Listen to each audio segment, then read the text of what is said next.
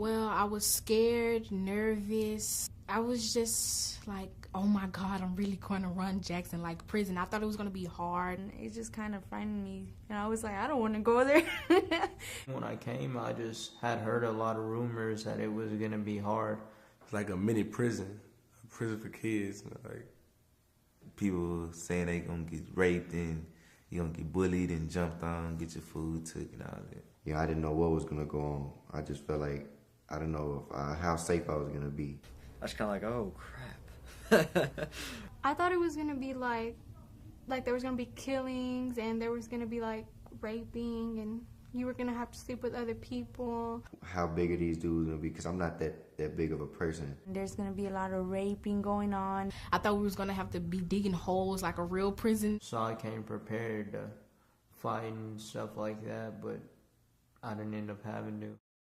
The stuff that people said wasn't true because I've been here, and since I've been here, it hasn't happened. It's not as bad as it seems. if you don't want to fight, trouble won't come to you. There's no really like raping and stuff like you would think. I mean, not since I've been here, it doesn't happen. It's not as bad as people used to say it is, and it's not like, oh, they're gonna rape you. It's not really like that. It's not at all. It may have been back in the old days, but honestly nowadays it's not. Really, the food sucks. It's the worst part of being here. But other than that, it ain't too bad. None of the girls are really gonna do anything like that, especially because some of them want to go home.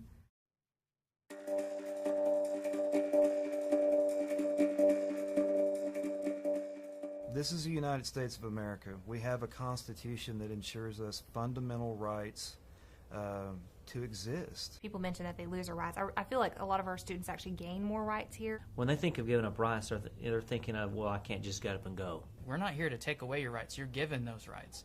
Are secure facilities, are they structured? Are there rules that have to be followed? Absolutely, and there's a reason for that.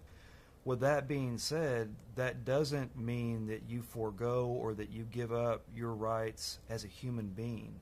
While you're locked up, of course, you have your 14 basic rights for youth. We have the right to eat. We have the right to freedom of speech. We have the rights to health, medical. To use the phone, to write letters, to have exercise. Visits and mail and phone calls. But the main thing you have to remember is you have the right to be safe from just psychological harm or physical harm. You have the right to be treated fairly. You have the right to be free from neglect and abuse and exploitation. That's just one of your basic rights, and it's a problem if that's being violated by anyone. I think it's important, first off, to understand the difference between rights and privileges. A right is something that you are required to have. Privilege is something they can take away if they feel like you're not living up to expectations. I guess the key difference between a right and a privilege is when we talk about maybe like getting your driver's license. Getting your driver's license isn't a right, it's a privilege. Whereas a right is something that you are given, like the right to food, the right to shelter, TV, video games. It's not really a right, that's a privilege that you earn.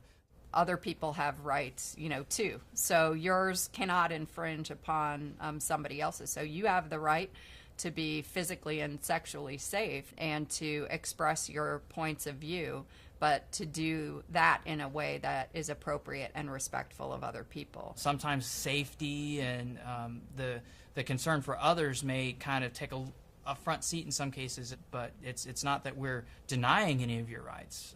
That's the big thing that we're trying to tell you.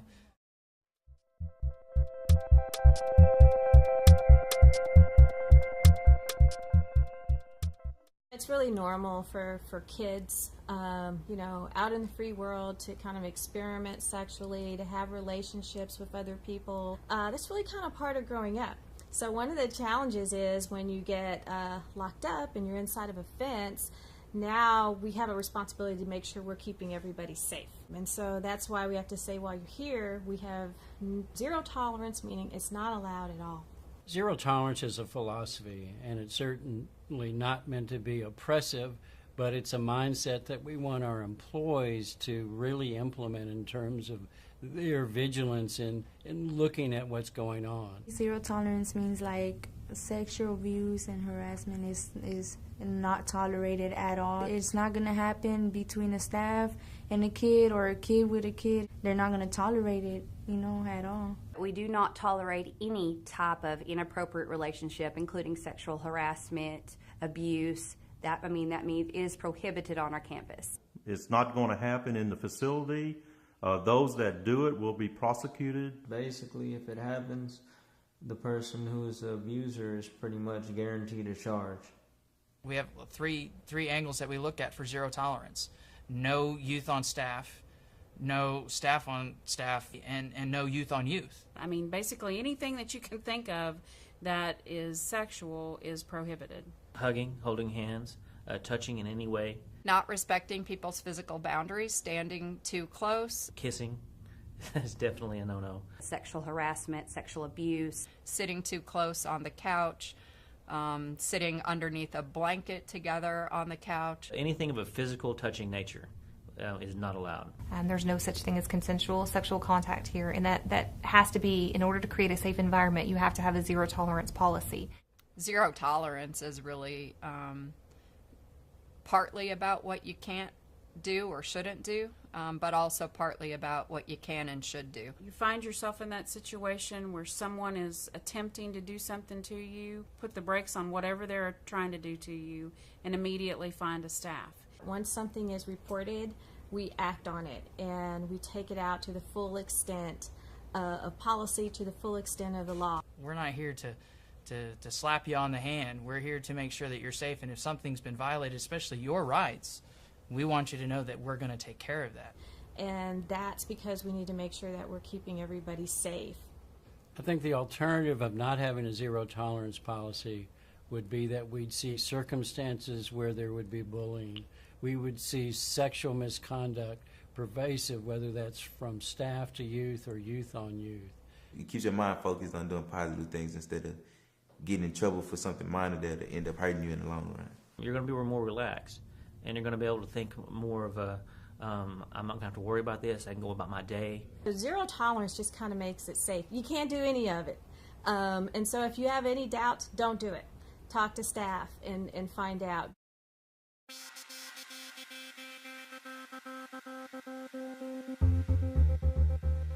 So grooming is a term that we use. It's a little like testing the limits. It's a way to kind of test a person to see how far you can go with that person. They do these behaviors in order to win your favor. The reason for that is because they want to have that girl under their control. And it's the same with the boys. They're wanting something from you that is only yours to give away. There's all sorts of grooming. There's touching, there's watching, there's basically what you might call stalking. It can be very subtle. A pet name or a nickname that only you get. It could be small touches here or there to see what's allowed.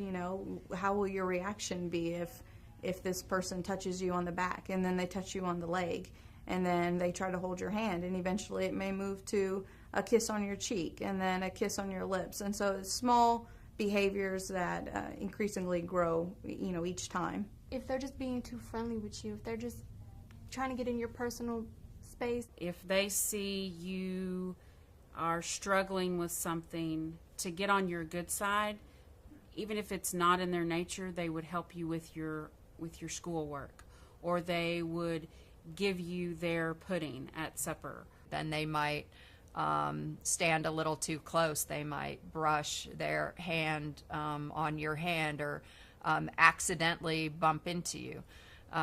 It's a way of seeing how you're going to react to that. And if you're going to say, hey, you're standing a little too close to me, or I noticed that you just bumped into me, let's be more careful. And if you don't trust your judgment about when you feel uncomfortable, you can find yourself in a situation beyond your comfort level really quickly. As it relates to staff on youth, one of the most common early warning behaviors is the introduction of contraband. And what I mean by that is staff bringing in prohibited items for the youth, anything from food, candy, things of that nature, all the way up to illegal drugs. Anytime that contraband starts being introduced, that's a huge red flag to watch for, and you want to steer clear of those type of behaviors. In addition to that, I should say, there are a number of other behaviors like sharing of personal information.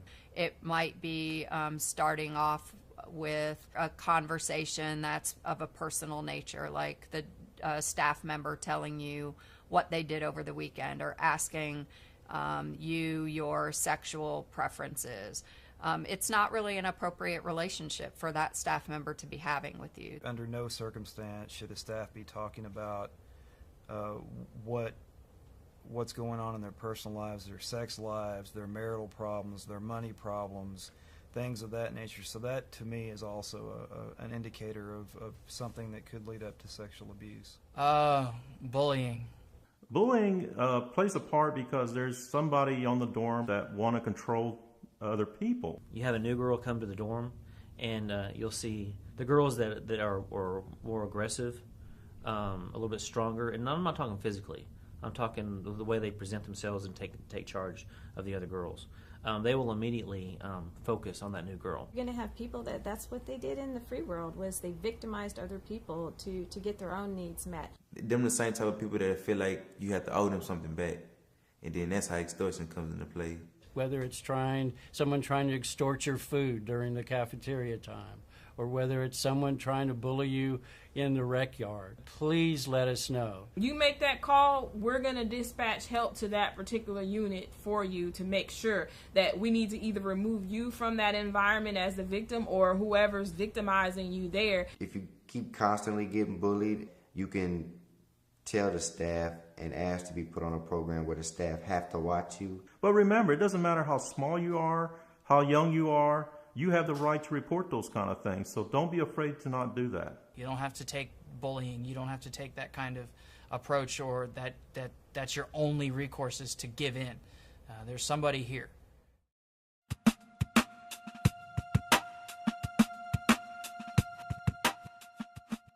You cannot be afraid to tell somebody if you have a concern. Should something occur or you learn of something, then you just need to know, just as second nature, how to call, how to report it, and you just need to feel comfortable doing that. If you feel unsafe for any reason, I don't care if it's physical, sexual, whatever it is, you need to report it. We prepare our staff to be responsive to you and any concerns you have. They can report anything that they think is inappropriate, and we'll take all precautions necessary in order to keep the kids safe. If a youth is doing something wrong, we need to be able to address that youth because our responsibility is to make a safe environment for you. If you witness and you let it go, then you're only hurting yourself. There's a lot of ways it can be reported. A student can always go and make a telephone call on the blue phone. The blue phone is the phone there in the dorms, usually in the day room, and you'll see it. It's a blue phone. It's usually mounted on the wall, and that's the phone that the youth use. Blue phone helps you contact the hotline. It's in the corner, so if you really don't want nobody to hear your conversation, they won't hear it. You can make a report to the 800 number, which is the hotline, the abuse hotline, which you'll be made completely aware of, and it's going to be posted everywhere. If you don't feel comfortable, I guess, making that report on a phone or to somebody, you can let somebody know kind of quietly. You can file a grievance and write on the grievance that for whatever reason you were fearful of calling the call line. A grievance can be written on almost anything. They can be classified as emergency or kind of standard. So, for example, I'm in fear of my safety because the lock on my door doesn't work properly, and so people are able to come in and out of my room when it's supposed to be locked. That would be perhaps an emergent situation. I have ants in my room. Probably not an emergency, but certainly something you could write a grievance about.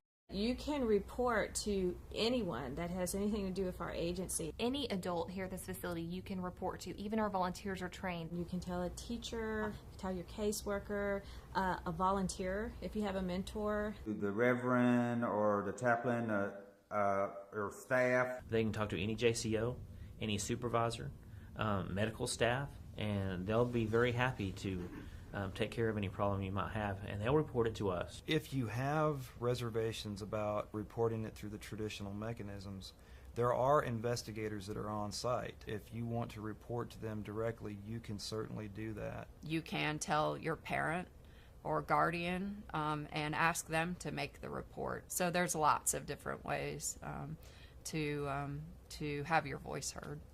If you make a report or suspect a report or an allegation, know that it has to be dealt with swiftly. It has to be dealt with immediately. We don't sit and wait. We've created a very effective response system that within 24 hours there's someone there. We immediately, once we get the report, we start our investigation. And if we have evidence or a belief, a reasonable belief that you're in danger, then we will extract the person who you're fearful of from that situation. We don't try to stop anybody from making a report, but don't make a report that's a lie just to get somebody in trouble, because that's going to come back on you. If you saying he took my pudding and you're going to call the hotline, say that he took your pudding. Don't say he sexually assaulted you, because then that brings a bigger problem. But if you're filing just to get somebody in trouble or to get somebody off your back like that, know that you can get in trouble because the investigation can come against you. You could get more time if you make a false statement. That is true. If you develop a reputation for exaggerating or not being truthful, it makes it much more difficult for us to protect you. It's not a bad thing to say anything, no matter what people say. I believe it's a safe process because no one will ever find out that you actually talk to the staff about it. There is no retaliation. That goes for staff that report, that also goes for youth. And so there's assurances there that if you do report something, it's safe to do. Please report it. You can do that in many, many formats, whether it's the hotline, whether it's a grievance system, whether it's just talking to your teacher, your caseworker, your therapist. But please let us know. It is can be hard to step forward. It is the very best thing to do and the most courageous thing that you can do. It's not going to stop unless you report it. If you don't meet that head on and make the phone call or tell a staff member, it only becomes worse. I mean, it's not like you're getting led into the underworld where now all these terrible things are going to happen to you. At the same time, we have to be really careful about making sure that you understand, should this happen or should you witness this or should you hear about this, there's some place that you can go. Learning to speak up for yourself is part of growing up into adulthood, and being able to do that in a positive way is really important.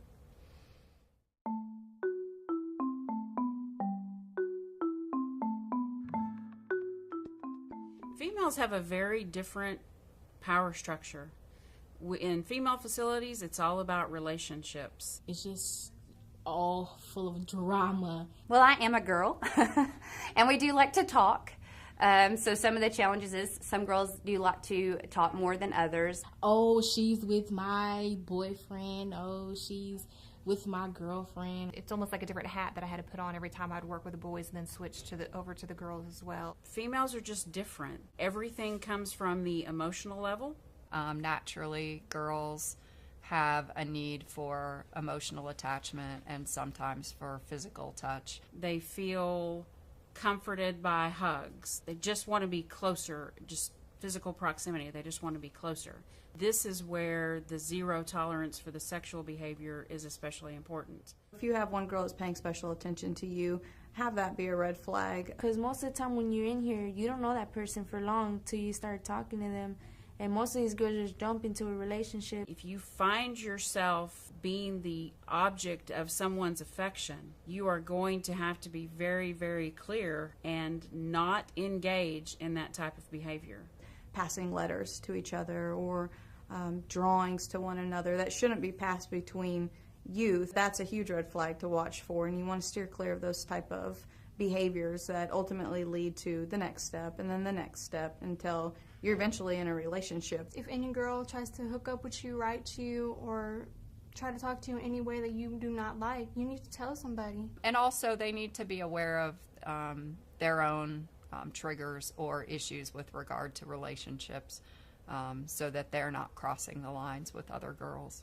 One of the kids may actually be doing that for their own safety or feel like they need to go along with these behaviors to keep themselves safe, and that's not right. You can form friends here, you can have relationships with the staff that are appropriate, but you need to be very wary of that boundary line that's easily crossed when here. Don't get involved with no girls here because it's nothing but trouble. You will not go home if you have a girlfriend here. For the first time in your life, maybe you're really going to have to take a breath and seriously think about the choice that you're going to make in that situation. I just focus on myself and what I need to do, not on another girl that's here. I don't focus on anybody else. I focus on what I want for my future.